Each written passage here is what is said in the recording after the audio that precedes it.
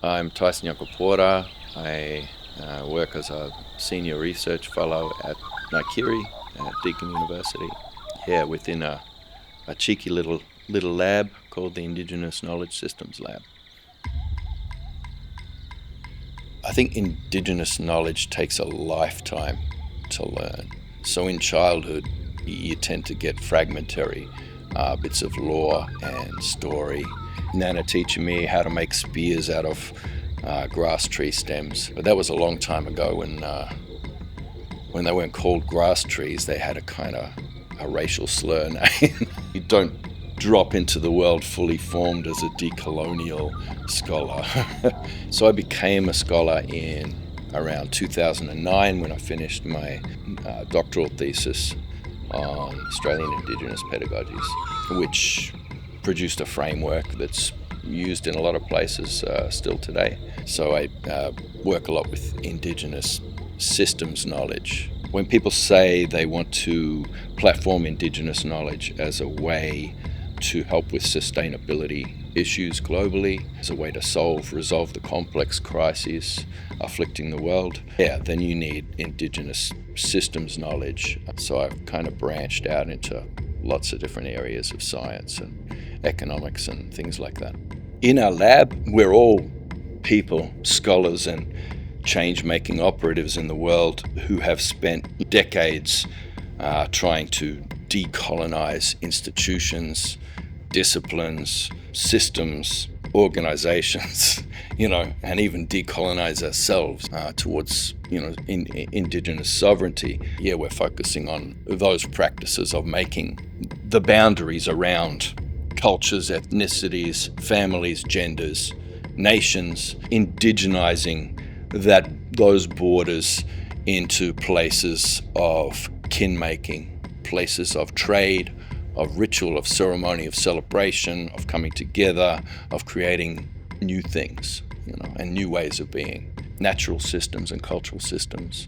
Our lab members are actually all over Australia in different places, all devoted to Indigenous systems thinking that combine all these different sort of domains that have been artificially separated in this society for a long time. So we kind of try and reunify those so they're no longer just this stack, but actually one unified system of networks all operating together. We feel like if we could bring those things together in alignment, we can offer applications of Indigenous knowledge that can really resolve a lot of the crises.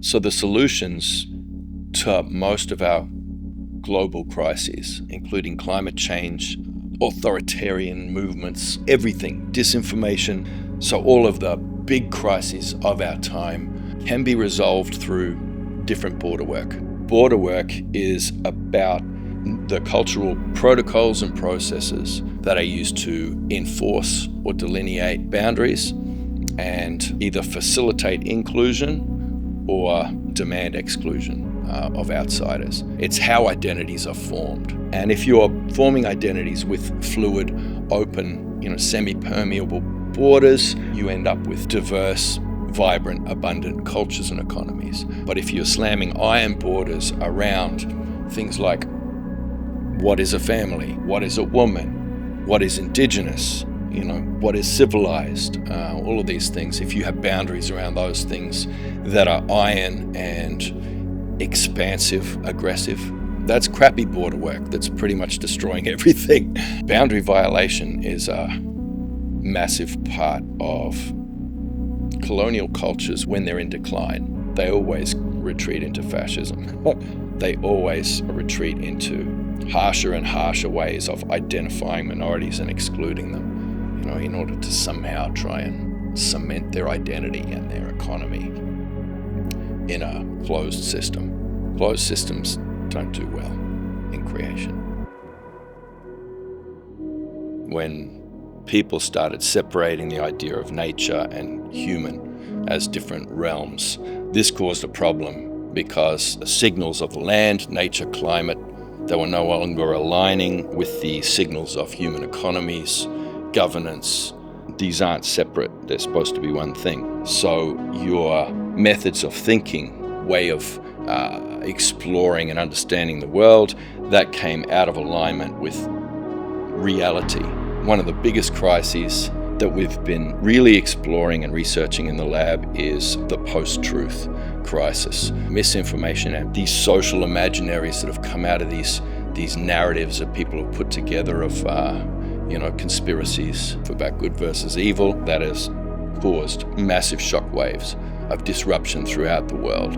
And for people to start moving towards fascist or autocratic ideologies, which are currently disrupting the global economy, disrupting global health, killing a lot of people, basically. People, they don't even have to have evil intent to destroy the world or destroy people and communities, but they need to keep growing. I guess all of this starts back in the day when the feudal system ended. There was no longer a way for rich people to just stay rich. They had to make sure they were constantly growing wealth. You have to have scarcity in order for anything to have value. So suddenly the borders have to fulfill that economic function of inclusion and exclusion. The border work of the world that's required to keep growth-based economic systems, in place. Those border work systems are very exclusionary, very aggressive, very destructive, and they result in identities that are unhealthy, in fantasy identities that push people's truth further and further from their reality all the time, and they give us the problems that we have now. Yeah, Indigenous border work, absolutely crucial. Indigenous embassy protocols, absolutely crucial for people in the world to learn. When we changed land into real estate, and then we made real estate into capital you could leverage for finance, that's the foundation of growth-based economy that is just speeding towards a cliff. We've got a few regenerative finance projects that are happening both in Australia, but also a good one that we've been able to support in Uganda and various other places around the world that are pretty exciting.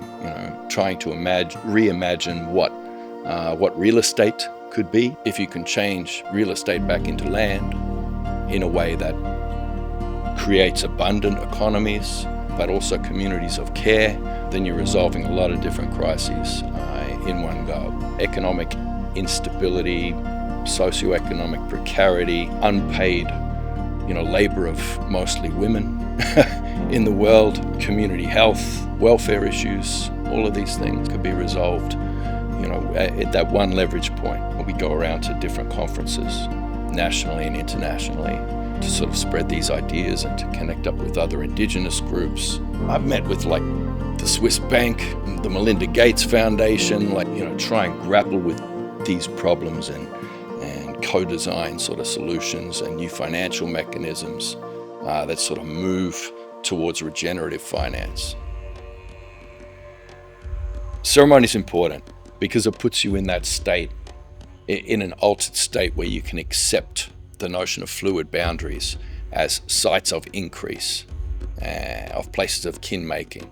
Every Indigenous group has a distinct culture, but what is in common is a sort of a common law way of interacting with other groups.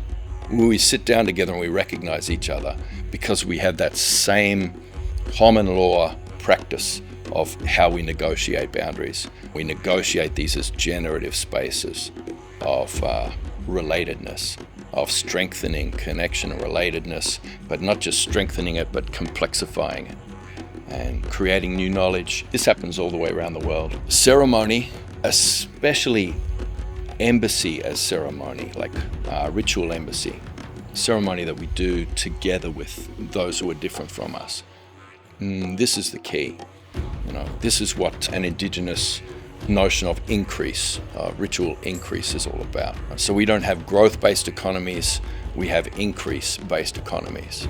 It's collective analysis where people become aligned. So then when we go out from ceremony, each of us knows what we have to do and the way we need to behave in our different relational obligations and areas across that system to stimulate that increase everywhere. doing cultural burning, cool burns, based on that collective knowledge that we have together. It's really exciting to do that with people who are different from you, from a different language, a different culture. You come together and then you get in that ritual state together, and it is so enormously generative and powerful. So we sent members of our lab overseas to Turtle Island, to Africa, to different places to do ceremony with people and then connect and begin projects together, based on collective knowledge, wisdom, and systems understanding. It's really cool. It's really cool. All around the world, everywhere you go, every culture, at their foundation, there are serpent stories. Even when you go to New Zealand where there's no snakes. We should acknowledge that we're on the lands of Kulin First Nations here. And often in a lot of Kulin First Nations, you see stories about Bunjil as the creator, that eagle.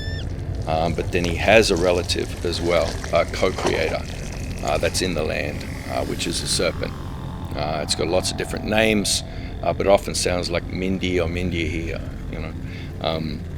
and that serpent, is the law in the land. And you see this everywhere.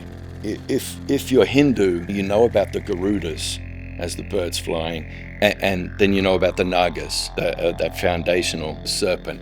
One of my friends from India, and he refers to that action of tension and balance, with the Nagas, the snakes. He refers to it as the churn. And that churn is the thing that ties, all the opposing forces together in the universe. Even in Europe, Egypt, Asia, you find this common law about the phoenix, and there's always a phoenix and then a serpent.